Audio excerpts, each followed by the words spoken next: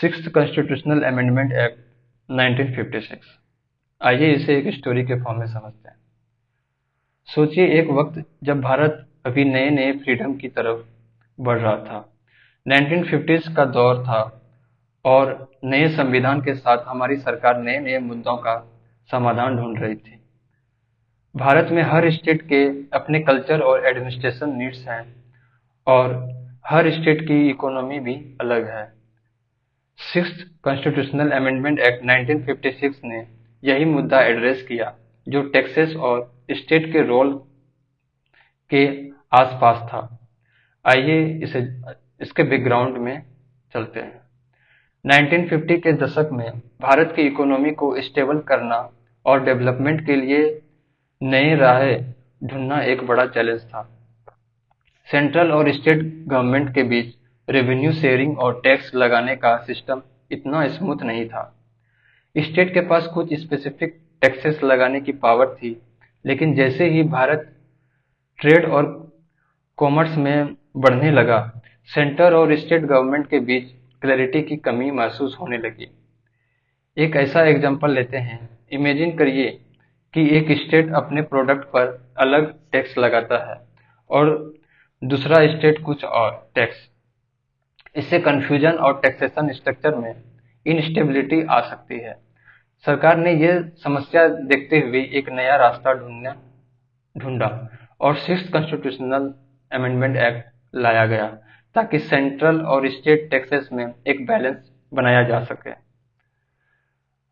इस अमेंडमेंट की जरूरत इसलिए थी क्योंकि कुछ स्पेसिफिक प्रोडक्ट और ट्रेड पर स्टेट को टैक्स लगाने की पावर देनी थी, लेकिन सेंट्रल गवर्नमेंट के साथ कोऑर्डिनेशन भी मेंटेन करना था। यह अमेंडमेंट शेड्यूल 7 में कुछ बदलाव करता है, जो टैक्स रिलेटेड आइटम पर क्लैरिटी लाता है। अब बात करते हैं की features of sixth amendment. Schedule 7 का एक्सपेंशन। इस अमेंडमेंट ने शेड्यूल 7 में नए आइटम्स ऐड किए, जो यूनियन लिस्ट और स्टेट लिस्ट में थे। जब ये क्लियर था कि कौन से आइटम पर सिर्फ स्टेट टैक्स लगा सकते हैं और कौन से आइटम पर सेंट्रल गवर्नमेंट का एक्सक्लूसिव राइट्स है। स्टेट टैक्सेशन राइट को एम्पावर किया। इसमें कुछ स्पेसिफिक टैक्सेस जैसे sale tax on inter state trade and commerce को डिफाइन किया। पहले इस पर क्लैरिटी नहीं थी और कुछ स्टेट इंटर स्टेट ट्रेड पर अलग अलग टैक्स लगा रही थी। सेंट्रल और स्टेट कोऑर्डिनेशन को मजबूत बनाया। इंटर स्टेट टैक्स और टैक्स डिस्प्यूट को कम करने के लिए सेंट्रल और स्टेट गवर्नमेंट के बीच कोऑर्डिनेशन और बेटर पॉलिसीज की जरूरत थी, जो इस अमेंडमेंट के जरिए एड्रेस की गई। आइए एग्जांपल देखते हैं। Sale tax on petroleum product. कुछ पेट्रोलियम प्रोडक्ट पर अलग अलग स्टेट के अपने टैक्सेस थे। इस अमेंडमेंट के बाद यह डिसाइड किया गया कि पेट्रोलियम जैसे एसेंशियल कमोडिटीज पर टैक्सेस को हार्मोनाइज किया जाए, जिससे लोगों को स्टेबल प्राइस मिल सके और स्टेट और सेंट्रल गवर्नमेंट को भी प्रॉपर रेवेन्यू एलोकेशन हो। इंटर स्टेट कॉमर्स का सुधार। इस अमेंडमेंट के जरिए स्टेट को ये समझ आया कि उन्हें एक दूसरे के साथ मिलकर चलना है और इंटर स्टेट ट्रेड को स्मूथली और अनफेयर तरीके से कंडक्ट करना है।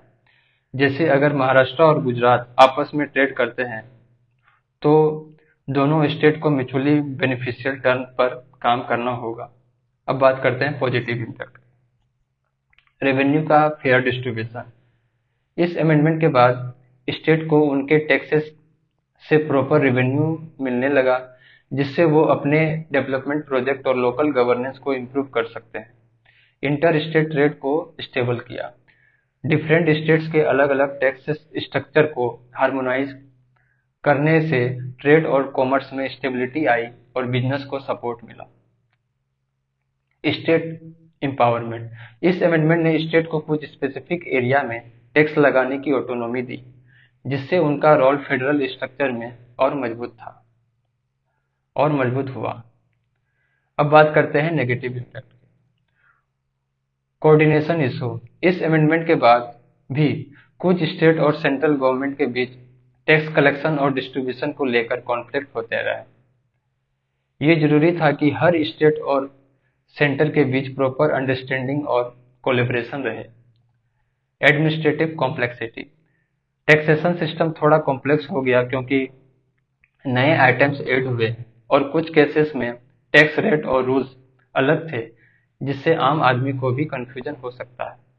अब बात करते हैं कंक्लूजन की।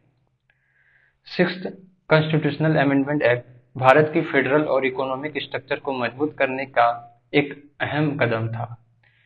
इस अमेंडमेंट की जरूरत इसलिए थी ताकि सेंट्रल और स्टेट गवर्नमेंट के बीच रेवेन्यू और टैक्सेस रिलेटेड क्लैरिटी हो और इंटर स्टेट ट्रेड और कॉमर्स को स्मूथली ऑपरेट किया जा सके। ये अमेंडमेंट हमें ये सिखाते हैं कि फेडरलिज्म और इकोनॉमिक स्टेबिलिटी के लिए दोनों लेवल के गवर्नमेंट के बीच क्लियर रोल और रिस्पॉन्सिबिलिटीज होनी चाहिए।